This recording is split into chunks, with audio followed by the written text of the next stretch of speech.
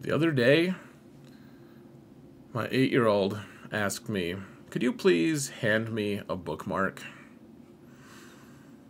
How old does he have to be before he learns my name is Xaereth?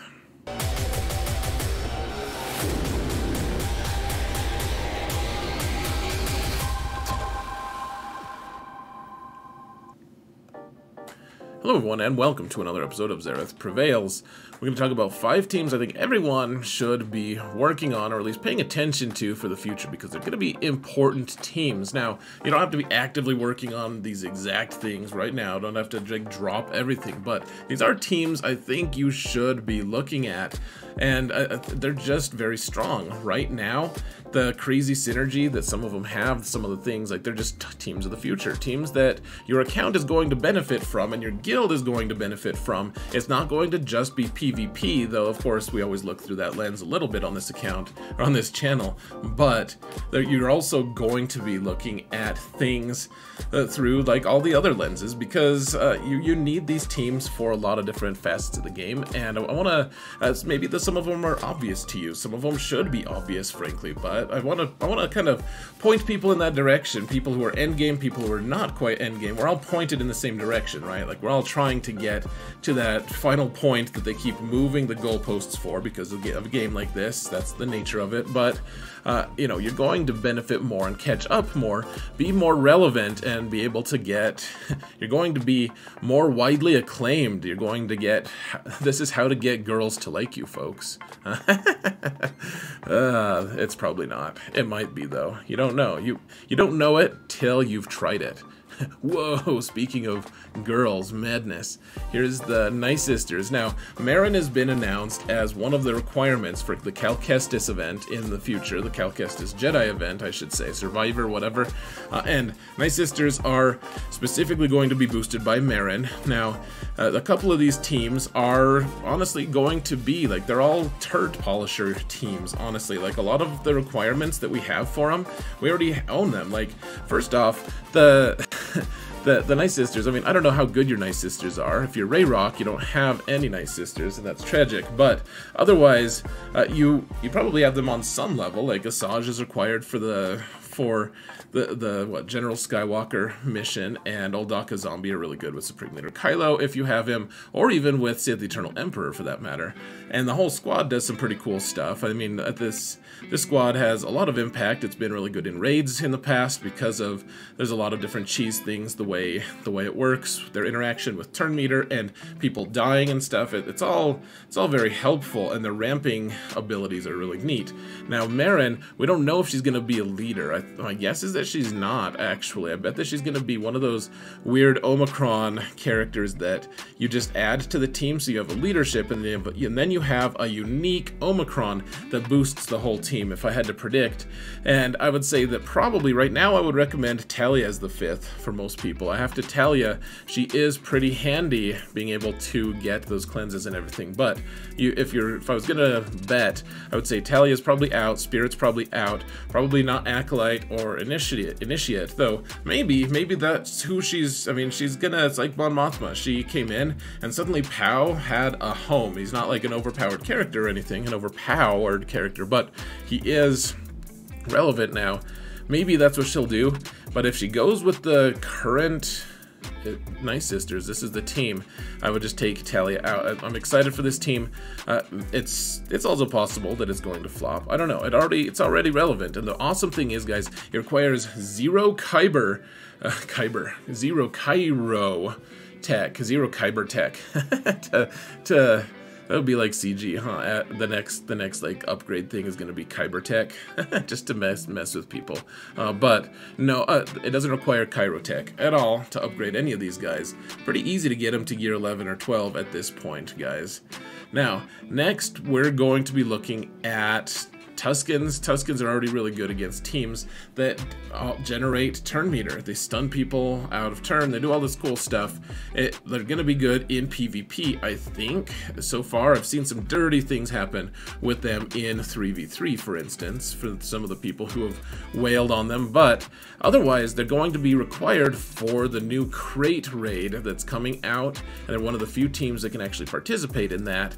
And it looks like it's going to be pretty strong. And it's a team that you can be working on right now, even if you don't want Chieftain and Warrior to, you don't want to spend crystals or money even to be able to unlock these characters. You don't need to yet. You can just work on these other Tuskens. Tusken Raider and Shaman are all characters that are available, and and Raider are both characters that are required for Jabba and Lord Vader.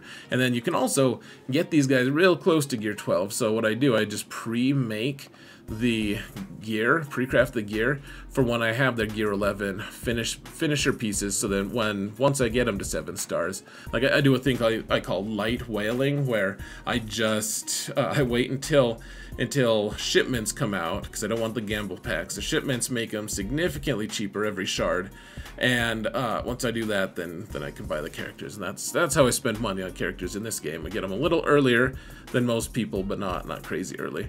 Another team that, I mean, I've been screaming at the top of my lungs for people to work on Inquisition for a long time at this point, because CG has, I mean, they've screamed at the top of their lungs. They're like, hey, you need these for Conquest, you need them for Galactic Challenges, you need them for, now you need them for, to unlock Grand Inquisitor, you need them to then do a couple of the missions in territory battles, including the Riva unlock. You also have a Datacron support for them for over a year, which, I mean, that might go away eventually, but like with Riva and everything, like, it's going to be, this team is going to continue to be very significant. The other thing to keep in mind, folks, is even once you've unlocked Riva, so you want to unlock Riva, help your guild to do that, but even once you've done that, you also want to keep in mind that, and Riva's going to make them great in PvP as well, but you want to keep in mind that Riva and company are going to be used to get you more, like what I would think of as like pseudo stars in territory battles. So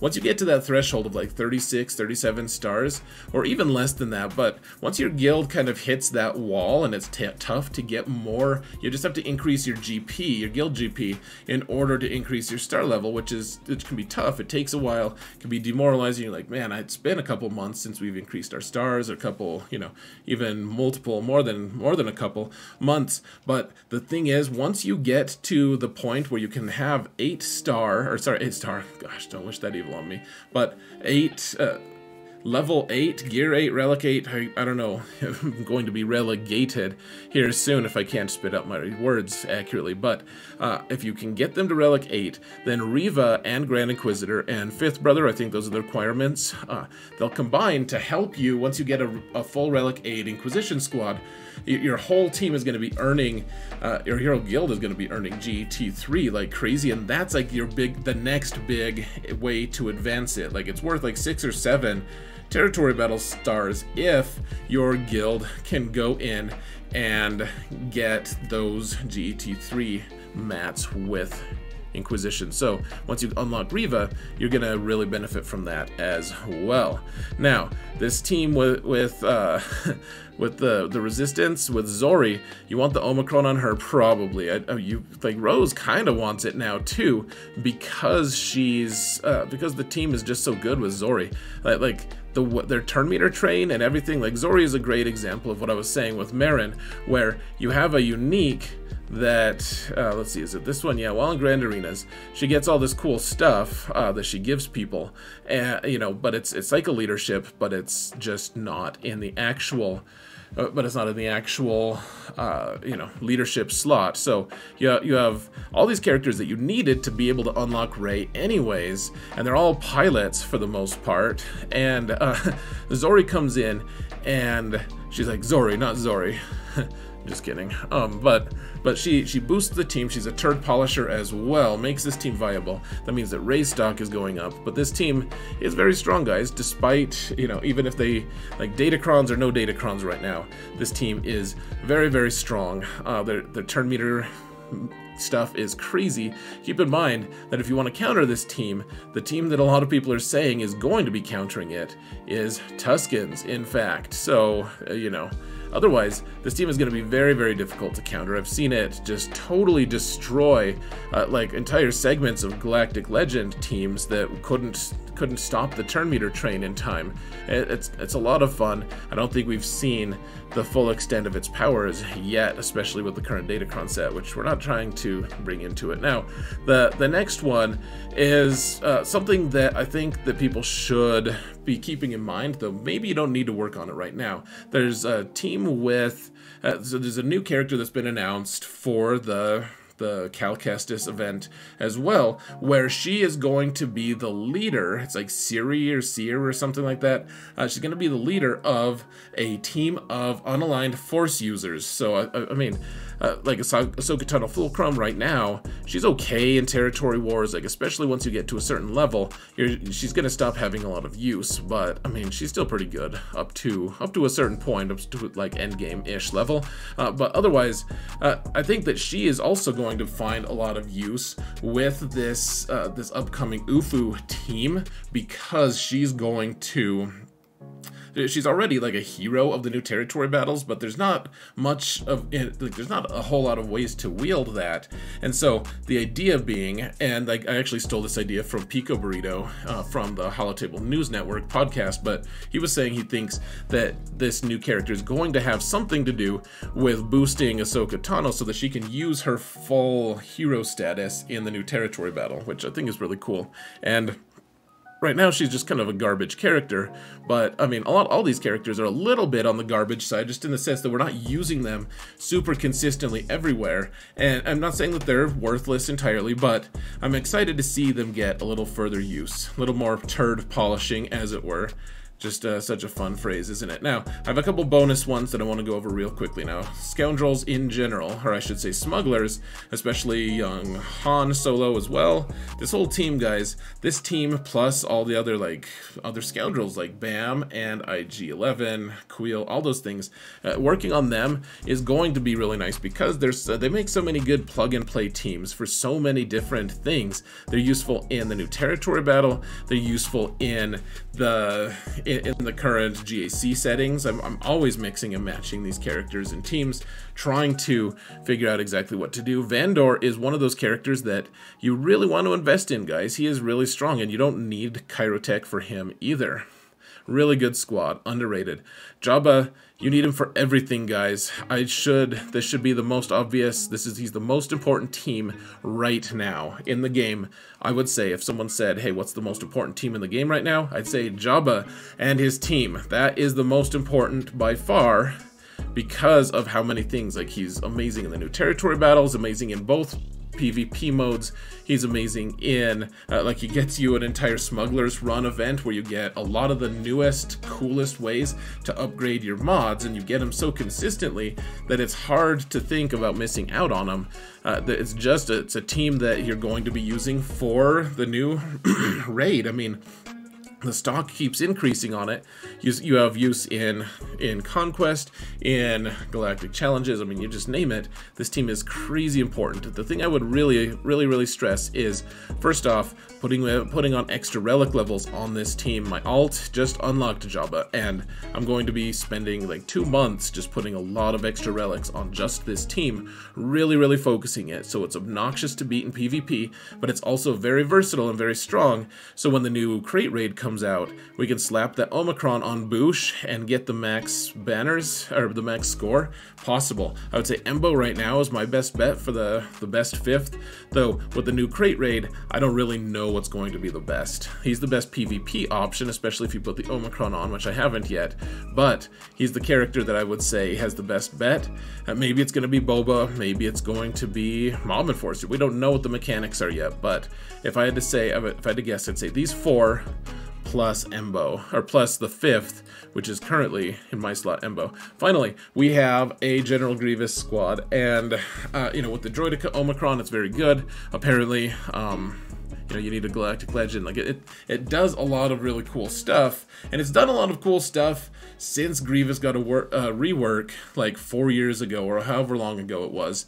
He used to be pretty garbage. Now he's one of my favorite teams. He remains one of my favorite teams. In 5v5, 3v3, he's not quite as useful, though he does get holds here and there. He just won me a match, in fact, on my alt for holding a couple times against someone. And anyways, this team just keeps being awesome, and the cool part is, if you want to work on it, first off, Droideka is a requirement for the new, for the General Skywalker unlock. I think so is B2 or B1. Maybe all of these are, in fact. I don't remember which ones. You'll have to look. But I think even Grievous might be part of it. But here's the thing. You need him to be relict. He's a capital ship pilot as well. But then you don't need any Kyrotech for them either. So, I mean, it's fairly easy to get them to relics, and then even if you just get them to like gear 11, which I would advise higher than that, but even if you just do that, getting General Grievous up to like relic 3, so as these guys just die, then he just keeps taking bonus turn after bonus turn after bonus turn. You don't need any Omicrons except for maybe the Droideka one if you want to go that route, but then you just need some Zetas. You don't need the Magna Guard one, and you just go to town, guys. This is one of my favorite teams ever, and it keeps being able to counter a huge swath of teams that are current to the meta. So very, very relevant, very current, and I mean, it should be obvious if you've watched my channel a lot. I love that team and use it a lot, but you know, sometimes you might want to take Droideka out and put Newt here, to be honest. But he's a requirement for Lord Vader as well, so there's that as well. All right, guys, what teams did I miss? What teams do you like the most out of all of these? What teams should we put on this list for the future? What are you excited about? I would love to hear from you. Thank you all so much for watching, and remember that in all things, Xaereth prevails.